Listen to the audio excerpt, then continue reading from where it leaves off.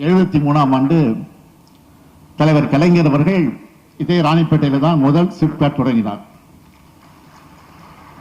50 ஆண்டுகள் கடந்து இங்கே பல்வேறு நிறுவனங்களை பார்க்கிறது பெருமையா இருக்கு.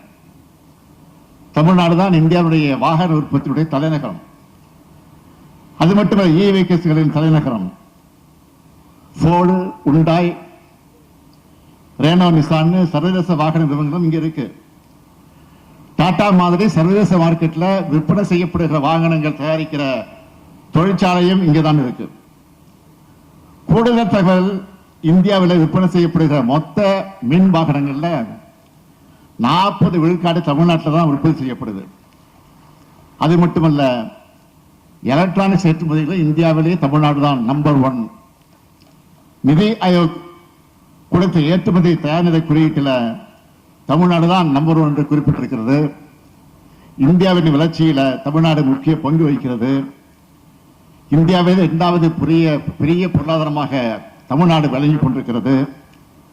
நேற்று கூட இந்த இந்து நாளேட்டில் ஒரு கட்டுரையை நான் எழுதியிருந்தேன். தமிழ்நாட்டின் வளர்ச்சி தனித்தன்மை வாய்ந்தது. பொருளாதார வளர்ச்சி மட்டுமல்ல, அனைவரையும் உள்ளடக்கிய வளர்ச்சி, சமூக நீதியை உள்ளடக்கிய வளர்ச்சி, பெண்கள் முன்னேற்றம் மற்றும் சமத்துவம் போன்ற கொள்கைகள் அடித்தளமாக கொண்டிருக்கக்கூடிய ஒட்டுமொத்த வளர்ச்சி என்பதால தமிழ்நாடு மற்ற மாநிலங்களிலிருந்து தனிச்சு இன்றைக்கு ஒழுங்கு கொண்டிருக்கிறது என்று அந்த கட்டுரையில நான் குறிப்பிட்டு காட்டியிருந்தேன். இங்கே தம்பி டிஆர்பி ராஜா இருக்கிறார், அவரும் பேசினார். தொழில்துறைக்கு நான் கொடுத்திருக்கக்கூடிய இலக்கு 2030ஆம் ஆண்டுக்குள்ள தமிழ்நாட்டை $1 டிரில்லியன் அமெரிக்க பொருளாதாரமாக மாற்றணும்.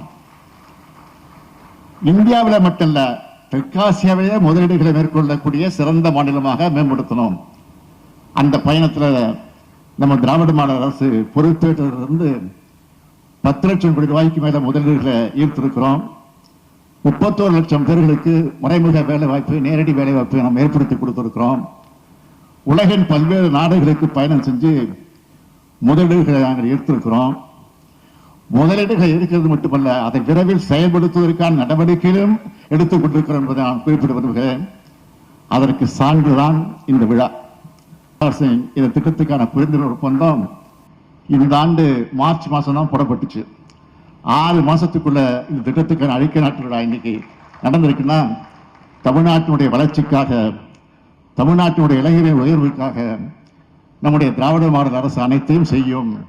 அதற்கு டாடா மோட்டார்ஸ் போன்ற நிறுவனங்கள் எங்களுக்கு பக்கபலமாக இருக்க வேண்டும் என்று நிறைவாக மதிப்புக்குரிய டாக்டர் சந்திரசேகர் அவர்களுக்கு மீண்டும் ஒரு முறை நன்றியை தெரிவித்து, அடுத்து விரைவில் அவர் புதிய தொழிற்சாலை கொண்டு வருவார் என்ற நம்பிக்கையோடு காத்திருக்கிறேன் என்பதையும் தெரிவித்து விடைபெறுகிறேன். நன்றி, வணக்கம்.